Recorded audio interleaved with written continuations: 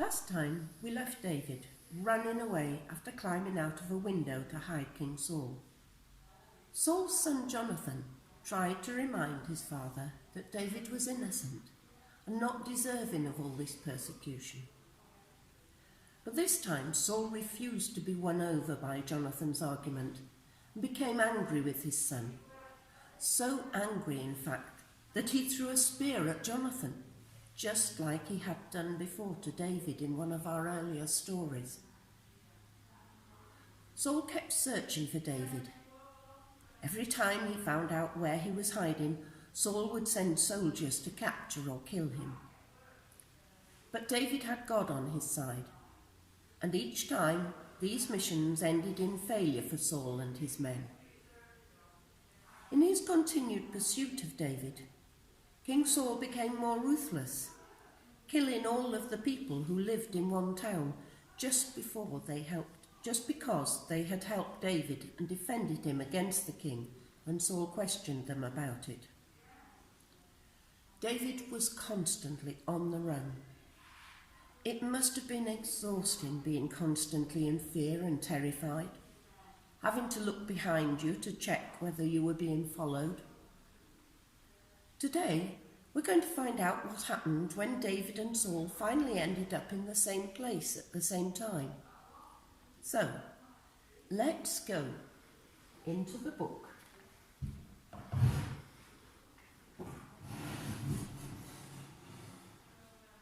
To the story where David and Saul are in a cave. I had been reliably informed that David was hiding in a desert called En-Gedi. He called up 3,000 of his best soldiers, and together they went in search of David and his men. Now, you might imagine a desert to be an area of endless sand dunes, a place that doesn't get much rainfall. This desert was in fact very rocky. David had ended up in a place called the Crags of the Wild Goats, which means it was full of steep, jagged rock faces. It had plenty of small crannies and nooks where one or two people could quite easily hide, as well as larger caves where more people could hide in safety. David had over 400 men with him by now, so they were hidden in one of these larger caves. They went right to the back and stayed huddled together, hardly daring to breathe. Saul and his men explored the area, thoroughly searching for any sign of David and his men. It was during their search that Saul realized he needed to go to the toilet. So he decided to go into one of the caves so he could have a little privacy. It was the very cave where David and his men were hiding. Well, what was David going to do? Here was the very man who was pursuing him, making him afraid for his very life. Would he take this opportunity to end it all? This is what David's men urged him to do. The Lord has delivered him into your hands. You can do what you want with him, they argued. As silent as a mouse, David slowly crawled forward, making his way closer towards Saul. He could feel his men behind him watching, holding their breath as he continued to make his way towards the man who'd been trying to kill him for so long, the man who'd made him feel so afraid.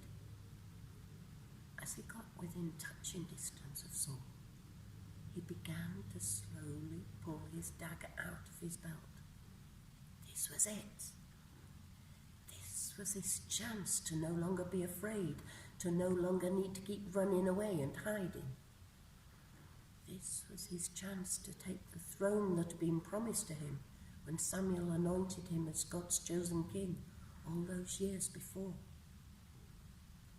But wait, although he'd been afraid, David realized that God had been with him. God had protected him. God had saved him from Saul. Saul had been trying all this time to kill David, and he'd never managed to do so. As he crept forward with his dagger, instead of using it to kill Saul, quietly reached forward and cut a corner of Saul's robe. David then returned back into the darkness at the far end of the cave. His men were very surprised. Why had David not taken this opportunity to end the persecution once and for all? But instead, David was upset with himself for even daring to spoil Saul's robes. Who am I to do anything against Saul? After all, he's God's appointed king. He's my master, and I should be serving him, not trying to harm him. David's men wanted to go and attack Saul on his behalf, but David wouldn't let them. Instead, they waited until Saul had finished using the cave as a toilet, and it was only then that David followed him. At the entrance to the cave, David called out to Saul, "My lord the king!" Saul immediately turned round to hear who was calling him and saw David. David was not just kneeling, but was bowing down so that his face was to the ground. Then David said to Saul, "Why do you listen when people tell you that David is determined to harm you? We've just been in the same cave, and I could easily have hurt you. Some of my men encouraged me to do just that. But you are God's anointed king, and I didn't want to do you any harm. I spared you. Look, I have a piece of your robe in my hand that I cut off while you were in the cave. I was close enough to you to do that, so I was close enough to kill you, but I didn't. Look, I've nothing in my hand now. I've not wronged you. In fact, I promise to never harm you. So why are you hunting me down? Why are you wanting to kill me? Who are you pursuing? I'm no more than a flea compared to the king of Israel." When David had finished speaking, Saul realized the honesty of these words and began to cry. "You're right," he replied. You've treated me well, and I've only ever treated you badly. Does a man let his enemy escape unharmed? No, he doesn't. But you had the opportunity to kill me today, but you didn't. You are a good man, and I know that you will make a good king. Just please, promise me that you'll not kill off my descendants." David made this promise in God's name, and Saul accepted this and returned with his soldiers to Jerusalem.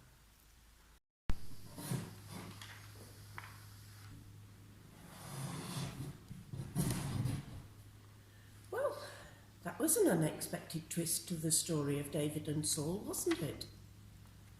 David had the opportunity to escape from living in fear, constantly being afraid, but he knew that wasn't the right thing to do.